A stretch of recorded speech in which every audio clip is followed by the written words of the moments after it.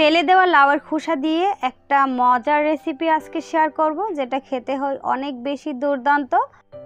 আমরা অনেকেই কিন্তু লাউয়ের খোসা ফেলে দেই। লাউয়ের খোসার ভর্তা, লাউয়ের খোসার ভাজি, লাউয়ের খোসার পাকোড়া অনেক কিছু কিন্তু বানানো যায়, অনেকেরই অজানা। চলুন তাহলে দেখি লাউয়ের খোসা দিয়ে চিংড়ি মাছের এই ভাজিটা কিভাবে করব। প্রথমে চুলায় একটা প্যান বসিয়ে দিয়েছি, আর এখানে আমি দিয়ে দিচ্ছি সরিষার তেল। আমি এখানে 4 টেবিল চামচ সরিষার তেল দিয়ে দিয়েছি। তেলটা গরম হয়ে আসলে তখন আমরা এখানে দিয়ে দিব পেঁয়াজ, রসুন, আর দিয়ে দিচ্ছি অনেকগুলা কাঁচামরিচ। আমি এখানে পেঁয়াজ দিয়েছি 2টা বড় বড়, আর রসুন দিয়েছি বড় একটা, আর এখানে প্রায় 7-8টার মতো কাঁচামরিচ দিয়েছি। যেহেতু আমরা এখানে লাল মরিচ দিব না, তাই এখানে কিন্তু কাঁচামরিচটা একটু বেশি করেই দিতে হবে। তারপর আমি কয়েক মিনিটের মতো এই মরিচ আর পেঁয়াজটাকে ভেজে নিয়েছি। তারপর এখানে আমরা দিয়ে দিচ্ছি চিংড়ি মাছ। আমি এখানে চিংড়ি মাছ নিয়েছি 50 গ্রামের মতো। তারপরে সামান্য একটু হলুদ আর লবণ দিয়ে এই মাছগুলোকেও কিন্তু ভেজে নিতে হবে পেঁয়াজ আর রসুন আর কাঁচামরিচের সাথে।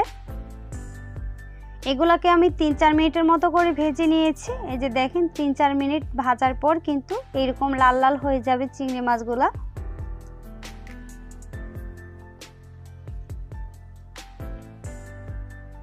এভাবে ভেজে নিয়ে তারপর আমরা এখানে দিয়ে দিব 1/2 টেবিল চামচ রসুন বাটা।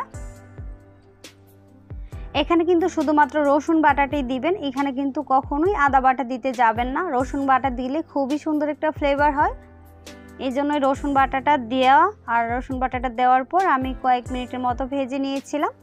তারপর এখানে আমি দিয়ে দিচ্ছি স্বাদ মতো লবণ, 1/2 টেবিল চামচ হলুদের গুঁড়া, আর দিয়ে দিচ্ছি 1/2 টেবিল চামচ বাদা জিরার গুঁড়া। এটুকুই মশলা লাগবে আমাদের, কিন্তু এখানে আর কোনো মশলা লাগবে না, যেহেতু এটা হচ্ছে একটা লাউয়ের খোসার ভাজি, আর ভাজিতে কিন্তু অল্প মশলাই লাগে। তারপর এখানে আমি নিয়েছি লাউয়ের খোসা, আর লাউয়ের যে একদম আগার যে একটা চিকন জায়গা থাকে, ওই লাউয়ের খোসার ওই লাউয়ের জায়গাটাও দিয়ে দিয়েছি। দুইটা একসাথে দেওয়ার পর আমি এখানে নিয়েছি, আর আমার এখানে প্রায় 2 কাপের মতো হয়েছে। তারপর এগুলাকে ভালোভাবে নেড়েচেড়ে মিশিয়ে নিয়েছি। মিশিয়ে নেওয়ার পর আমি কিন্তু এখন ঢাকনা দিয়ে ঢেকে এটাকে রান্না করব প্রায় 7 থেকে 8 মিনিটের মতো। যেহেতু লাউয়ের খোসা একটু শক্ত হয়, তাই এগুলোকে কিন্তু একটু টাইম নিয়ে রান্না করতে হয়।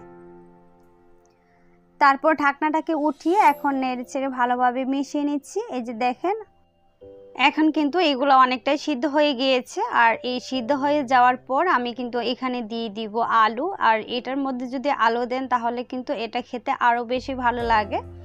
আর এখানে আমি নিয়েছি হচ্ছে দেশি আলু। এই যে দেখেন দেশি আলুগুলো আমি ছোট ছোট করে চিকন চিকন করে পলে নিয়েছি। এই যে এখন দিয়ে দিচ্ছি আলু, আর আলু কিন্তু এখানে 1 কাপ হবে। এখানে আলুটা দেওয়ার পর আবারও আমি সবকিছু একসাথে ভালোভাবে মিশিয়ে নিয়েছি। আর সবসময় খেয়াল রাখবেন লাউয়ের খোসাটাকে আগে কিন্তু দিবেন, আগে কয়েক মিনিটের মতো রান্না করার পর দেন কিন্তু এখানে আলুটা দিতে হবে, যেহেতু আলুটা কিন্তু তাড়াতাড়ি সিদ্ধ হয়ে যায়, আর লাউয়ের খোসাটা একটু শক্ত হয়, তাই সিদ্ধ হতে একটু সময় লাগে।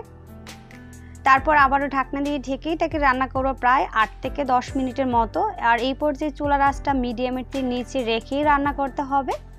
8 থেকে 10 মিনিট পর আমি ঢাকনাটাকে উঠিয়ে নিচ্ছি। এখন আমি নেড়ে ছেড়ে দিচ্ছি, আর এই পর্যায়ে কিন্তু অনেকটাই সিদ্ধ হয়ে গিয়েছে, প্রায় বলতে পারেন 90%-এর মতো সিদ্ধ হয়ে গিয়েছে এখন আলু আর হচ্ছে লাউয়ের খোসা।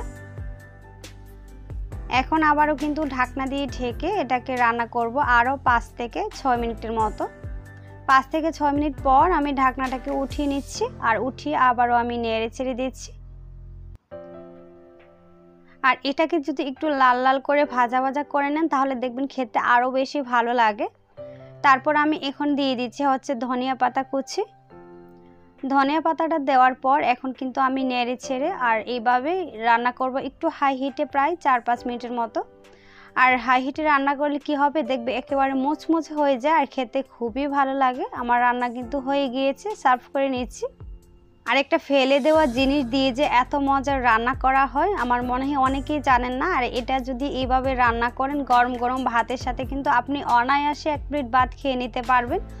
আর আশা করছি আজকের পর থেকে কখনো কেউ লাউয়ের খোসা বা ফেলে দিবেন না, এটাকে দিয়ে কিন্তু অনেক কিছুই রান্না করা যায়।